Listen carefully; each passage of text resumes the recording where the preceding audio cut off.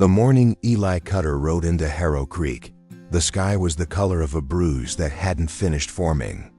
Low clouds pressed against the ridgeline to the west, heavy with snow that hadn't fallen yet, but would. The kind of sky that made horses uneasy. His roan mare, Cass, kept tossing her head as they moved down the frozen road, her breath coming in short white bursts that dissolved before they reached his face. The cold had teeth that morning. It bit through the collar of his coat and settled into the old break in his left collarbone, the one that had never healed quite straight. And it reminded him, as it always did in winter, that the body keeps its own record of everything. A man has survived. Eli was not a man who came to town often. 3 miles of frozen trail separated his cabin from Harrow Creek's main street, and he preferred it that way. He came when he needed flour or salt or lamp oil. He came when the silence of the cabin stopped feeling like peace and started feeling like something else, something he didn't have a name for and didn't want to examine too closely. He came, in other words, when the weight of his own company became heavier than the weight of other men's eyes on him. That happened less and less as the years passed. He was 47 years old and had grown comfortable with the particular loneliness of a man who has outlived everyone he loved. He tied Cass to the post outside Greer's General Store and was reaching for the saddlebag when he heard it. Laughter, not the easy kind, not the laughter of men sharing a joke over whiskey. This was the kind that had a target, sharp and collective and pleased with itself. He turned toward the sound without thinking, the way a man turns toward a sound that doesn't belong. And that was when he saw the girl. She was face down in the mud of the main street. 9 years old, maybe 10, though she was small enough that she could have passed for younger. Her dress, brown wool, too thin for the season, patched at both elbows, was soaked through from the knees down. She had her palms flat against the ground and was pushing herself up slowly, the way a person does when they've learned that getting up too fast only invites another push. Her dark hair hung in wet ropes across her face. She didn't make a sound. 2 men stood over her, laughing. One of them, broad-shouldered, red-faced, with the particular swagger of a man who drinks before noon, was still holding the cup he'd thrown at her. The other was younger, maybe 20, and he was laughing harder than the first, the way young men laugh when they want to prove they belong somewhere. A third man, standing in the doorway of the barber shop, watched with his arms crossed and a faint smile on his face. The kind of smile that says, "I'm not doing it, so I'm not responsible for it." The street was not empty. There were perhaps a dozen people within sight. A woman in a gray coat paused on the boardwalk, looked at the girl, looked away, and kept walking. 2 men outside the feed store turned their backs. The girl pushed herself to her knees. Mud covered the front of her dress, her chin, one side of her face. She reached up and pushed the hair out of her eyes with the back of her wrist, and for just a moment, one brief, unguarded moment, she looked up and scanned the street. Not for help. Eli understood that immediately. She wasn't looking for someone to save her. She was checking to see how many people were watching, calculating the geometry of her humiliation, deciding how to carry it. She was 9 years old, and she already knew how to do that. Eli stood very still beside his horse. His hand rested on the saddlebag, but he had stopped reaching into it. He watched the red-faced man say something to the girl that Eli couldn't hear from this distance. And he watched the girl's jaw tighten, just slightly, just enough, before she stood up and walked away without answering. She walked toward the back of the street, toward the dark gap between the ferryman's building and the livery, and she didn't look back. The 2 men laughed again, briefly, and then lost interest and went back inside the saloon. The street returned to its ordinary business, as if nothing had happened, as if a child had not just been thrown into the mud in front of a dozen witnesses and gotten up alone. Eli stood there for a long moment. Then he went inside Greer's store and bought his flour and his salt and his lamp oil. And he rode home. He told himself that was the end of it. The cabin was cold when he returned. He'd let the fire burn low before leaving. And the interior had taken on the particular stillness of a space that has been empty for hours. The kind of stillness that has weight to it, that presses against the walls. He built the fire back up with pine splits and a piece of hardwood he'd cut in October. And he set the coffee on, and he put away his supplies. And he did all of this with the methodical efficiency of a man who has lived alone long. Enough that his routines have become a kind of language, the only language he speaks fluently. Anymore. He'd had a wife once, Clara. She died in the spring of 1867, 6 years ago now, of a fever that had come on fast and left no room for argument. Their daughter, May, had followed her 3 days later. May had been 4 years old. She had her mother's eyes and her father's stubbornness, and she had been, in the brief time she existed in the world, the most complete thing Eli had ever known. He did not think about her often. He had learned, through long and painful practice, to keep that door closed. But sometimes, in winter especially, when the cold made the cabin feel smaller and the dark came early, he would catch himself listening for sounds that weren't there. Small feet on the floorboards. A voice asking for water. The particular quality of silence that exists in a house where a child is sleeping. He drank his coffee standing at the window, watching the snow that had finally begun to fall. It came down straight and steady, no wind yet, the flakes large and deliberate. By morning there would be 6 inches on the ground, maybe more. He watched it cover the fence posts, the woodpile, the bare branches of the cottonwood at the edge of the yard, and he thought about the girl in the mud. And he told himself again that it was none of his business. He went to bed early. He did not sleep well. He was awake at 2 in the morning, lying on his back in the dark, listening to the wind that had come up sometime after midnight, and was now pressing against the north wall of the cabin with a low, sustained moan, when he heard something else beneath it. A sound that didn't belong to the wind or the cold or the settling of the logs. He lay still and listened. It came again, knocking, faint, irregular, the kind of knocking that comes from a hand that doesn't have much strength left in it. He was out of bed, before he'd made a conscious decision to move. He pulled on his boots and his coat and took the rifle from beside the door, not because he expected trouble, but because a man who lives alone 3 miles from town does not open his door at 2 in the morning without a rifle. He lifted the latch and pulled the door open. Against the wind, she was standing on his porch, Nora, the girl from the street. She was soaked through again, this time from snow rather than mud, and she was shaking so hard he could see it from the doorway. Her dress was the same one she'd been wearing that morning. Her feet were wrapped in burlap sacking, tied with twine, and the burlap was dark with wet. She had her arms wrapped around herself and her chin tucked down, and she was looking up at him, with eyes that were too steady for a child standing in a blizzard at 2 in the morning. Eyes that had already decided, before he opened the door, that whatever happened next, she would not beg. He stepped back from the doorway. That was all.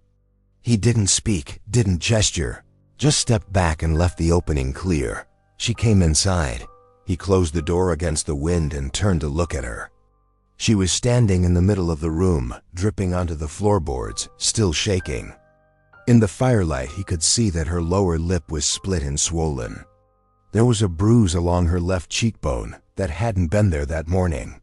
He went to the chest at the foot of the bed and took out a wool blanket, the heavy one, the one he'd had since the army, and he crossed the room and held it out to her. She took it without speaking and wrapped it around her shoulders. He pulled the chair close to the fire and pointed at it. She sat. He put more wood on the fire. He put the coffee back on. He did not ask her any questions. After a while, when the shaking had slowed and some color had come back into her face, she said, He hit me with the back of his hand. Eli poured the coffee into a tin cup and set it on the floor beside her chair. "I know," he said. She looked at him. "You weren't there." "No." She picked up the cup and held it in both hands, not drinking yet, just holding the warmth. He said I broke a file. I didn't break it. It was already cracked when he gave it to me. She said this without heat, without the particular urgency of a child trying to be believed. She said it the way a person states a fact they've already made peace with not being believed about. Eli sat on the edge of the bed and looked at the fire. "What's your name?" "Nora. How long have you been at the Ferryman's?" "Since August." A pause. "Before that I was at the Hendersons. Before that I was at the church in Laramie." She said it the way you'd recite a list of towns you'd passed through. No particular feeling attached to any of them. He looked at her then. She was looking at the fire, her face lit orange on one side and dark on the other, the bruise on her cheek already deepening toward purple. She had the kind of face that would have been pretty in a few years if anyone had ever thought to take care of it. Right now it was just a child's face, thin and watchful and older than it had any right to be. "You can sleep there," he said, nodding toward the bed. She looked at the bed, then at him. "Where will you sleep?" "I won't." She didn't argue. She finished the coffee, set the cup down carefully on the floor, and lay down on the bed still wrapped in the blanket. She was asleep in less than 3 minutes. He could tell by the change in her breathing, the way it slowed and deepened, and lost its careful control. Eli sat in the chair by the fire and listened to the wind and did not sleep and did not let himself think about the particular way a child's breathing sounds when they finally feel safe enough to stop holding themselves together. He did not let himself think about that at all. They came at mid-morning, when the snow had stopped and the world outside was white and blinding and still. Eli heard the horses before he saw them, 2 sets of hooves on the frozen road, moving at the unhurried pace of men who are confident in their authority. He was at the window before they reached the yard. Harlan Voss rode in front. He was a large man, thick through the chest and shoulders, with a red beard going gray at the edges and small eyes that sat too close together in a broad face. He ran the ferryman's operation, the smithy, delivery, the ferry crossing, and he was, by Harrow Creek's modest standards, a man of consequence. He believed this about himself with a completeness that left no room for doubt. Behind him rode Sheriff Dade, a lean man in his 50s with a deputy star that had been the sheriff's star for 11 years, ever since the previous sheriff had ridden out one morning and not come back. Dade was not a cruel man. He was something more dangerous than cruel. He was a man who had learned to look at the world through the narrow aperture of what was legal and what was not, and who had long since stopped asking whether legal and right were the same thing. Eli opened the door before they reached the porch. Voss pulled up his horse and looked down at him. "Cutter, Voss, you got something of mine." Eli said nothing. He stood in the doorway with his arms at his sides and his face arranged in the particular stillness that men who have spent time in dangerous places learn to wear, not aggressive, not submissive, simply present, waiting. "The girl," Voss said. "Nora, she's contracted to me through the county. I got the paper at the courthouse." He reached into his coat and produced a folded document, holding it up as if Eli might want to read it from 20 feet away. "She ran off last night. I want her back." "She's not here," Eli said. Voss's small eyes moved to the window of the cabin, then back to Eli. "That's so. That's so." Dade cleared his throat. He had the look of a man who would rather be somewhere else. "Eli, if the girl is on your property, you're obligated under territorial law to return her to her contracted guardian." "That's not my opinion. That's the statute. I heard you." "So if she's here." "I said she's not here." A silence. The snow on the roof shifted and fell in a soft collapse somewhere above them. Voss's horse stamped once against the cold. "You're lying," Voss said. His voice had changed, the official tone gone, something flatter and harder underneath it. "I know you're lying, Cutter. And I'm going to tell you something. That girl is my legal responsibility. I feed her, I house her, I give her work. She broke a tool worth $3 and she ran off without settling the debt. Now I'm a patient man. You hit her." Eli said that the words came out quiet. Not an accusation, a statement. "The way you'd say it rained last night or the creek is frozen." Voss's face went through several things in quick succession. Surprise, then irritation, then something that settled into a kind of careful blankness. "Children need discipline. She's 9 years old. She's a ward of the county and she's contracted to me and I want her back." He leaned forward in the saddle. "You bring her out, or I come back with more men and I take her out. Your choice, Cutter. But understand, either way, she comes with me." Eli looked at him for a long moment. Then he looked at Dade. Dade was studying the pommel of his saddle. "Come back if you want," Eli said. He stepped back inside and closed the door. He stood in the silence of the cabin and listened to the sound of the horses outside, the shifting of weight, the creak of leather, the low exchange of voices he couldn't make out. Then the sound of hooves moving away, back down the frozen road toward town. Nora was standing in the middle of the room. She had been there the whole time, he realized. Standing very still, listening. "He'll come back," she said. "Yes, with more men, probably." She looked at him with those steady, too old eyes. "Why didn't you give me back?" Eli picked up his coffee cup from the table. It was cold. He drank it anyway. "Get some more wood from the pile," he said. "Stack it by the door."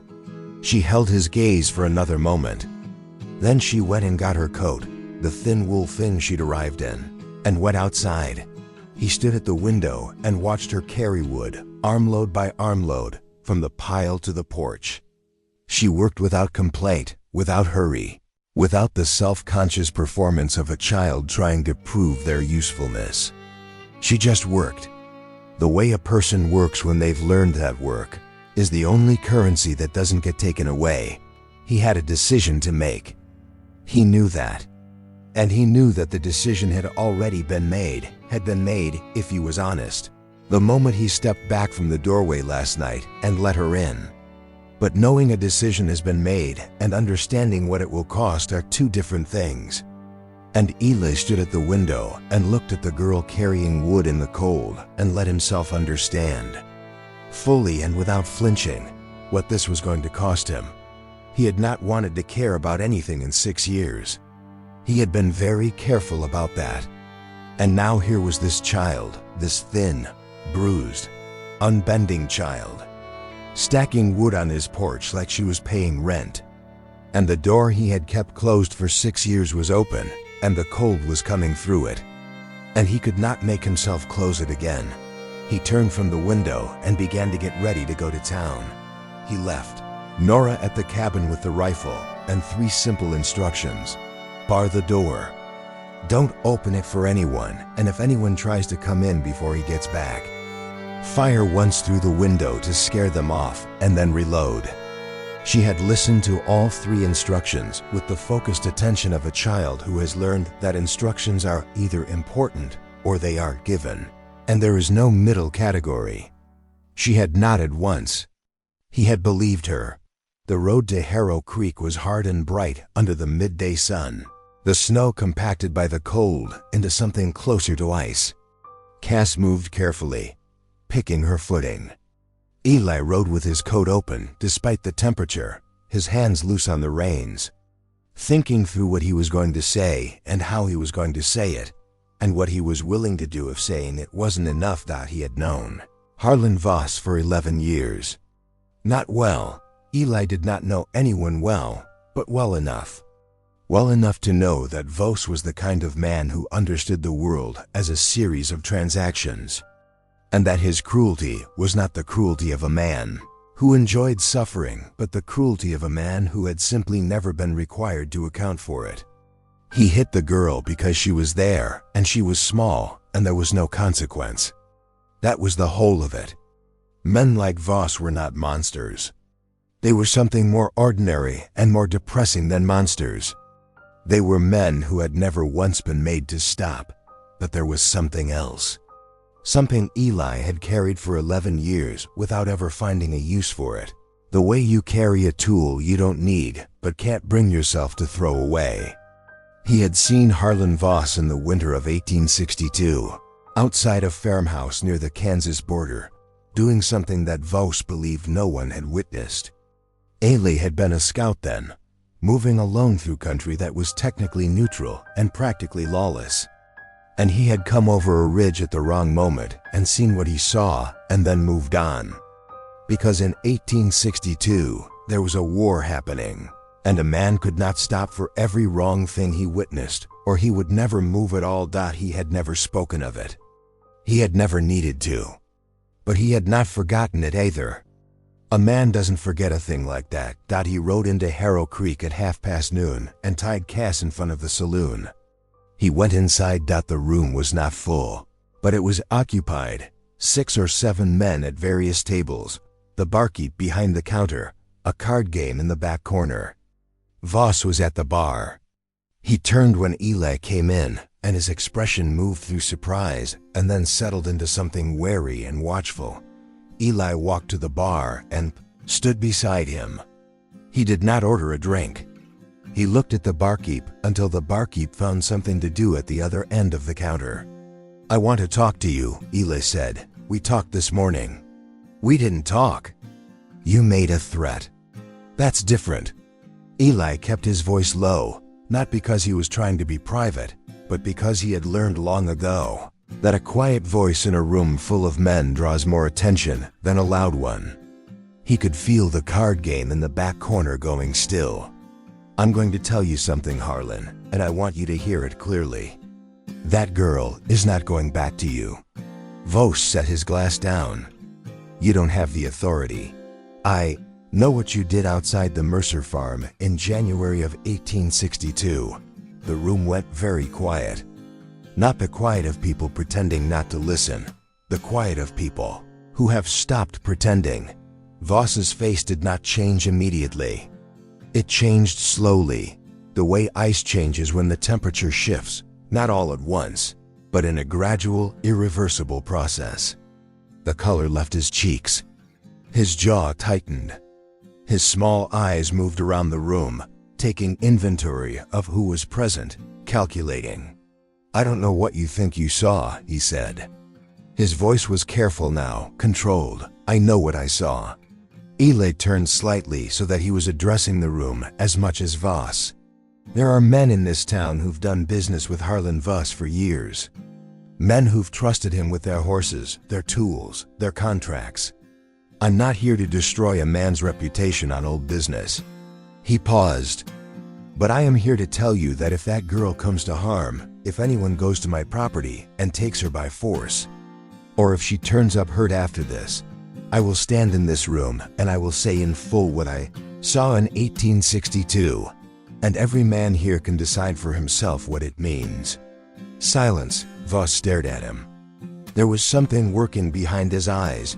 Calculation, anger, fear, and underneath all of it, the particular humiliation of a man who has just been made to stop for the first time in his life and doesn't know what to do with the feeling. "You're bluffing," Voss said. "I've never bluffed in my life," Eli said. "Ask anyone who knows me." He turned and walked out of the saloon. He did not look back. He untied Cass and mounted and rode back down the main street at a walk, and he kept his eyes forward and his hands steady on the reins. And he did not let himself think about what would happen next until he was out of town and the sound of Harrow Creek had faded behind him. Then he let himself breathe. He had not been certain it would work. He was still not certain. A man like Voss did not fold easily, and the threat of old shame was a weapon that cut both ways. It could stop a man, or it could make him desperate, and desperate men were more dangerous than calculating ones. Ellie had gambled on Voss being more afraid of exposure than he was angry at being cornered. He thought he'd read that right. He thought so. He was 3/4 of the way home when he heard the horse behind him. He didn't turn. He listened, one horse, moving fast, closing the distance. He moved cast to the side of the road and turned her and waited. His hand resting on his thigh near the holster. It was not Voss. It was a younger man, one of the men from the card game. He thought, though he hadn't paid close attention. The man pulled up his horse and looked at Eli with an expression that was difficult to read. Not hostile. Something more complicated than that. "My name's Aldous Greer," the man said. "My father runs the general store." Eli waited. "I was in the saloon." Aldous Greer was maybe 25, with an honest face and the look of a man who has just made a decision that surprised him. "I saw what happened this morning. In the street. With the girl." He paused. "I didn't do anything." "No," Eli said. "I should have." Eli looked at him for a moment. "Yes." Aldous Greer nodded slowly, as if Eli had confirmed something he'd already known. "Voss won't come after her himself. Not now. But he's got 2 men who work for him, the Pell brothers. They do what he tells them without asking why." He hesitated. "I thought you should know." Eli held the man's gaze. "Why are you telling me this?" Aldous Greer looked down at his horse's neck for a moment, then back up. "Because I didn't do anything this morning," he said. "And I'm tired of being the kind of man who doesn't do anything." He turned his horse and rode back toward town. Eli watched him go. Then he turned cast toward home and pushed her into a canter, the cold air cutting against his face, the snow-covered land spreading out on either side of the road in long white silence. The Pell brothers came at dusk. Eli had expected them. He had spent the afternoon preparing, not for a fight, if he could avoid it, but for the possibility of one. He had moved Nora to the root cellar beneath the cabin floor, a low dark space that smelled of earth and old potatoes. And he had given her the rifle and told her to stay there no matter what she heard until he came for her himself. She had gone without argument, which told him more about what she'd already survived than anything she'd said. He was sitting on the porch when they rode in. 2 men on dark horses coming up the road from the south. They were big men, the Pell brothers, not tall but wide, built like the work they did, which was whatever Voss needed done and no questions asked. The older one, whose name Eli didn't know, had a scar that ran from his left ear to his chin. The younger one was the red-faced man from the street that morning. The one who had thrown the cup. They pulled up at the edge of the yard. The older one looked at Eli on the porch and then at the cabin and then back at Eli. "Voss wants the girl," he said. "Voss can want a lot of things." Eli said, "We're not here to argue about it. I know." Eli stood up from the chair. He was not holding a weapon. He had thought carefully about this, about what it meant to be holding a weapon and what it meant not to be. "I'm going to tell you something, and I want you to think about it before you decide what to do next. That girl is 9 years old. She's got a split lip and a bruise on her face that your employer put there. And there are men in Harrow Creek right now who are watching what happens here tonight." He paused. "Not many, but some. And they're going to remember." The younger Pell brother shifted in his saddle. "That's not our concern." "It will be," Eli said. "When Voss goes down, and men like Voss always go down, sooner or later, the men who did his work for him go down with him. That's how it works. You know that." A silence. The older brother was looking at him with an expression that was hard to read in the failing light. Not anger. Something more like assessment. "We got paid to come here," the older one said. "I know. We don't go back empty-handed." "Then go back and tell him she wasn't here," Eli said. "Tell him you searched the property and found nothing. That's not a lie you'll have to carry very long. Voss is a man whose debts are catching up with him. Give it time." Another silence. Longer this time.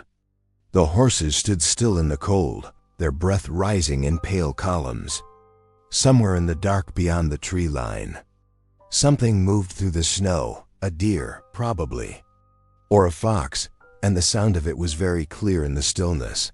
The older Pell brother looked at his younger brother. Something passed between them that Eli couldn't read. Then the older one looked back at Eli. "She wasn't here," he said. They turned their horses and rode back down the road. Eli stood on the porch and watched them until they disappeared into the dark. Then he stood there a while longer, listening to the silence settle back into place around the cabin. Listening to the cold and the wind and the distant sound of the creek moving under its skin of ice. He went inside. He crossed to the corner of the room and lifted the trapdoor to the root cellar. Nora was sitting on the dirt floor with the rifle across her knees, her back against the earthen wall, looking up at him with those steady eyes. She had not made a sound the entire time. Not one sound. "It's done," he said. She looked at him for a moment. Then she handed up the rifle and climbed out of the cellar. And she stood in the middle of the room and looked around at the cabin, the fire, the table, the single window with its square of dark glass, as if she were seeing it for the first time and trying to decide what it was. "Are they coming back?" she asked. "I don't think so, but you don't know." "No," he said. "I don't know." She nodded. She went to the fire and held her hands out to it, palms forward, and stood there warming herself. After a while she said, without turning around, "What did you see?" In 1862, Eli set the rifle back beside the door. "Nothing I'm going to tell a 9-year-old. She was quiet for a moment. "Was it bad?" "Yes." "Did he hurt someone?" "Yes." She nodded again slowly, as if this confirmed something she had already suspected about the nature of men like Harlan Voss, that their cruelty was not new, that it had a history, that it had been practiced on others before it reached her. There was no satisfaction in her face, just the particular gravity of a child who has learned too early that the world is consistent in its worst qualities. "Are you going to tell people?" she asked. "What you saw?" "If I have to." "What if you don't have to?" Ailey looked at the back of her head, at the dark hair that had dried unevenly and was sticking up on one side. "Then I'll carry it a while longer," he said. "I've carried it this long." She turned from the fire and looked at him. "That doesn't seem fair." "No," he said. "It doesn't." 3 days passed. Then 4. Then a week. No one came. Aldous Greer rode out on the 5th day with a message, not from Voss, but from the county clerk in Laramie, to whom Aldous had apparently written a letter detailing the conditions of Nora's contracted arrangement and the circumstances of her departure. The county clerk had responded with a terseness that suggested he had seen this kind of arrangement before and had opinions about it. The contract, he wrote, was under review. In the meantime, the girl was to remain where she was. Voss did not contest it. Eli heard, through Aldous, that Voss had been unusually quiet since the afternoon in the saloon, that he had stopped drinking before noon, that he had let one of his workers go without the usual argument about wages, that he had, in general, taken on the aspect of a man who is waiting for something he knows is coming and has decided to make himself small in the meantime. Eli did not feel satisfaction at this. He felt something more complicated, the particular weariness of a man who has done a necessary thing and knows that necessary things are rarely clean. Nora stayed. She did not ask permission, and he did not offer it. It simply happened the way things happen when two people are occupying the same space and neither of them has anywhere else to be. She slept in the bed. He slept in the chair or on the floor near the fire, or sometimes not at all. She was useful in ways that surprised him. She knew how to mend, and she knew how to cook simple things. And she had a practical intelligence about the physical world that expressed itself in small, constant acts of competence. She fixed the latch on the root cellar door that had been sticking for 2 years. She found a crack in the north wall that he hadn't noticed and packed it with mud and straw without being asked. She did not talk much. Neither did he. They existed in the cabin in a silence that was, gradually and without announcement, becoming something other than loneliness. One evening, near the end of the second week, she asked him about the photograph on the shelf above the fireplace. It was the only photograph in the cabin, a small daguerreotype in a cracked wooden frame. A woman and a small child, the woman looking directly at the camera with an expression of patient amusement, the child looking at something off to the side. Already distracted by the world. Eli was at the table, sharpening a knife. He did not look up from the work. "My wife," he said, "and my daughter." Nora looked at the photograph for a long time. "Where are they?" "Gone." She was quiet.